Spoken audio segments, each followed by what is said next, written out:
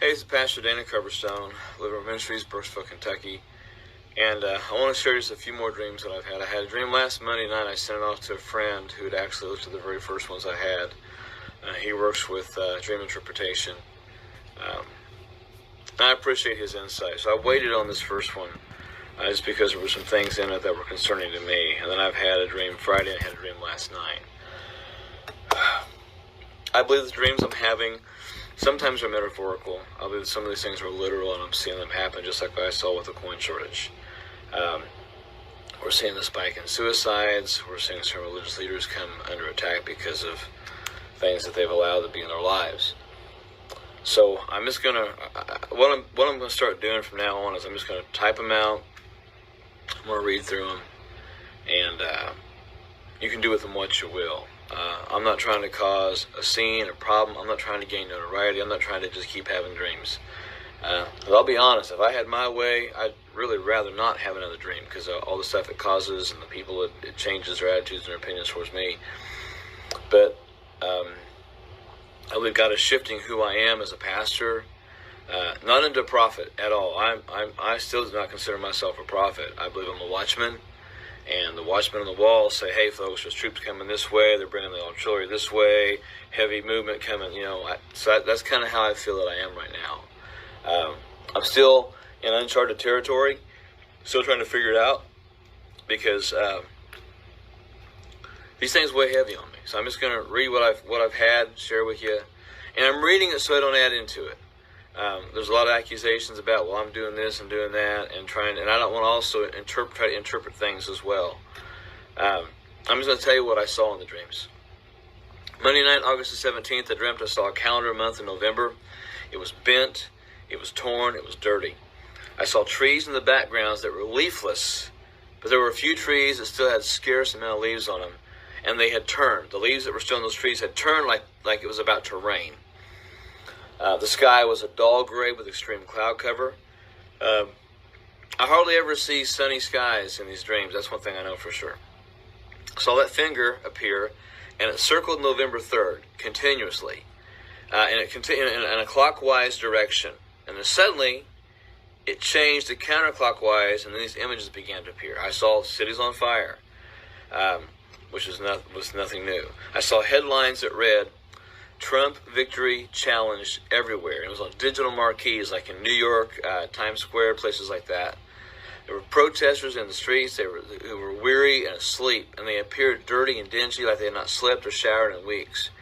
And this bell rang, and suddenly these people come to life. They woke up and they started salivating like a dog, like Pavlov's dog situation, big buckets of saliva, and it seemed to stain their shirts. And I saw people screaming and getting violent over the election results, to the point that people were firing weapons just randomly into the air, into the sky. People were angry and people were mad.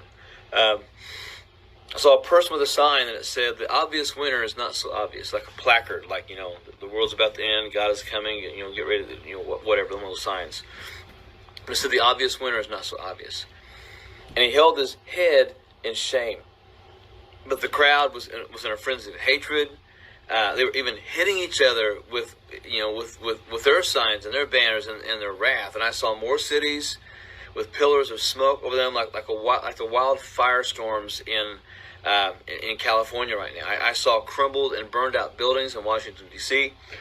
Not monuments, but businesses and commercial real estate. Headlines declared that rebuilding would take time and trust would take even longer, and government could not do it in a timely fashion. And that's when I saw a Treasury official who's in the Treasury Department right now wink, almost as if he was looking at a camera on TV. Big smile, open mouth, wink with right eye, and held it closed, and just kind of, almost like a sarcastic type thing. And then I saw a Conestoga wagon. Think Little House on the Prairie. And Kamala Harris was driving that wagon. It was led by two mules. And Joe Biden was not sitting with Kamala Harris. Joe Biden was riding on one of the mules on the left, on the far left, so to speak. And her side, there was a mechanical box that would trigger dynamite, like you would see in the Wile E. Coyote movies, or cartoons where they push down and it blows up. It was in an upright position, though, like the trigger. And then the wind started blowing the wagon covering back, and it revealed several cases of like what I would consider to be Civil War type cases of dynamite. That era, the late 1800s, 1860s, 1870s. And most of it was in cases, stamped dynamite. There were some loose ones in an open wicker basket, which didn't fit the timeline, but it was there. And Harris began to whip the mules, and with the whip, and she was hitting Joe Biden as well. But Biden had no idea he was being whipped. He was not aware of what was happening. And the mules started moving and picking up speed. They were headed towards a target. And this is where I saw Hillary Clinton was standing behind President Trump. President Trump was on his knees, and she was wearing like a Wilma Flintstone dress. There were patches where it had not been finished yet. It wasn't seamed up. It wasn't sealed up. The collar wasn't on. There were like little strings just hanging all over the place. It was almost, it wasn't finished. It wasn't actually ready to be worn, I guess, for prime time or whatever what she was doing. It was very ugly, and she had this gaudy ring on her index finger. It looked like it had blood on it. She had the skeleton key hanging from her neck, and it was dangling. And she had Donald Trump he was on his knees, and she had a Roman gladius knife to the left side. It was the left side of his throat, holding his head back like that. And the skeleton key was dangling in front of his face, and the skeleton key looked like it had blood and black mold all over it. And where it had leaned down, where it was banging against the front of her shirt, it looked like it left like a Nazi symbol. The stormtroopers, the Nazi SS had almost like the lightning signal, the lightning strike, the double pane of lightning. That's what it looked like on the front of her shirt. I'm not saying she's a Nazi. I'm just saying that symbol was on her shirt, and it was like just tainted, stained, black, red, ugly, gaudy. And the wagon starts picking up speed, and they're headed towards this. Hillary Clinton's holding Donald Trump, and Hillary's face was giddy. But next to her leg, there was like an animal trap, like a bear trap. And suddenly Trump grabs the key, and he pulls it down like this. Well, he grabbed it with his left hand. When she came down, he brought his right hand up and hit her in the face, in the chin. When she did that, she dropped the knife, and she stepped back. And the president began to run off quickly. Well, then she steps into the trap, and she's trying to get out, and she's trying to pick up the knife, and she can't lean over. She can't get the trap. She can't get the knife. And as the president runs, he's running towards the beast, which is the car he is usually in.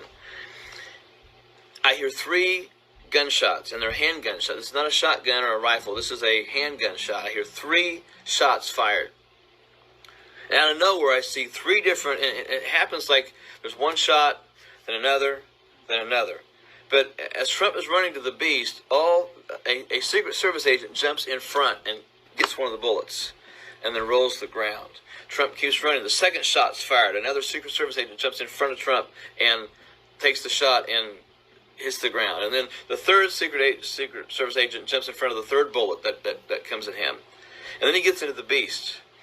And at that moment, what I saw was the Secret Service agents were around the beast, but instead of normal, modern, traditional AR-15s or guns, they had muskets. But the other thing I noticed in the dream, that none of them were wearing glasses. Most Secret Service agents that I've always seen have always had sunglasses. And I noticed in the dream, they're all standing around the car looking out with the muskets like this. Nobody has it like this. They've got the muskets up, and they're watching, and they're looking around. They're surrounding the car, looking out from the car. The car is moving slowly, and they're moving with the car. So those are the things I'm seeing now. Hillary tried to pull her leg away. She couldn't. And finally, the wagon struck her. There was just a huge explosion. And in the explosion, it threw the carcasses of the mules up on top of the building rubble. And the smoke was coming off them like they'd been grilled or something. Biden was laying face down in the middle of the street, and he had wheel tracks over the back of him. And there was a vulture sitting on his head. And I'm not trying to make fun. I'm not trying to disrespect anyone in political leadership at this moment. Those that know me know how I feel about certain people in leadership, but I still prayed for these people. Harris was crying in disbelief, and her tears looked like they were the size of quarters. It was almost like she was crying quarters. The tears were as big as quarters, and it appeared like it looked like quarters coming out of her eyes. There was a huge hole in the ground. Buildings were collapsed. And then I saw the church. There was a separation line, and there was no middle ground. No middle ground left. As the sides literally, but I guess in the dream, at this time of the dream, sides had to have been taken.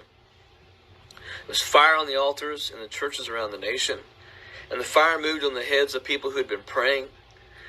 And above the heads of many people in the church, I saw an actual question mark symbol above their head, and they appeared confused by what they were seeing in the world in the church. And I heard a voice say, "Those who refuse to get ready will be wanting in the end. So brace yourself and tell others that I have warned them to brace themselves, for they are about to see even more shocking things."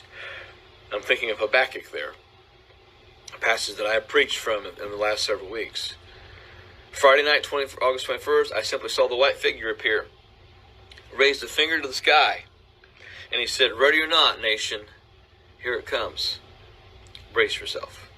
Just a rather quick and simple, play on hide and seek, I guess. And last night, Monday, August 24th, I saw a calendar. It was turn of the month of November. It had shadows flickering all over it. I saw this light in the sky, a big light, very large, bright light, and then darkness. And then I began to make out like a morning. It was morning, and the night was going away, and the fog and the haze were drifting away. And I saw there were many Americans, and they were in like an emergency shelter. I'm not for sure, but it seemed to me it was more along the Gulf Coast area. These people were huddled together, and they were shivering. There were individuals laying on cots, and there were suitcases all over the place, and a lot of desperate looks on the faces of most everyone. There were encouragers in the crowd, though, and they all were wearing crosses. And they stood out emotionally from everyone else because they seemed to have hope. They had smiles on their face. Everybody else was just downtrodden in despair, angry, frustrated, confused. And they were checking on people. They were trying to show patience and kindness, but at times they were met with anger and told to go away. But the encouragers just kept doing what they were doing in spite of the manifested upset of several in the shelters. And I saw businesses that were shuttered. In the bigger cities, I saw gas stations. It looked like people just walked away from them. And I saw headlines. And one read, "Shock and awe in the U.S."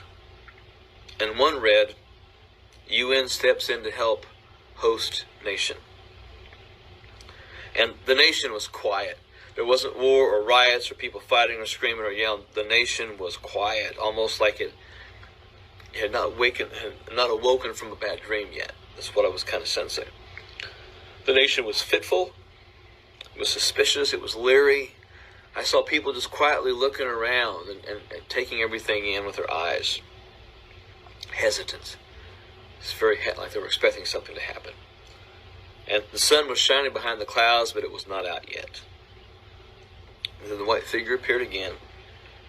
And he said, "Remain braced as this calm comes before a gathering storm that recovery will have a hard time finding." Remain braced as this calm comes before a gathering storm that recovery will have a hard time finding. I'm just sharing what I'm seeing. I know I wasn't supposed to share the one dream last week. I think maybe for the piece I had last night, I get glimpses from time to time. But this one, another one knows what I'm feeling. I'm trying to be obedient. That's it. I'm just trying to be obedient. So you do with these what you want. I have some understanding of what they mean. I've asked others to look at them and pray about them too. But I believe the Lord's coming back soon, and He needs the church to be ready. He's trying to wake America up. He's trying to wake the church up. And there's not much more time for us to wake up.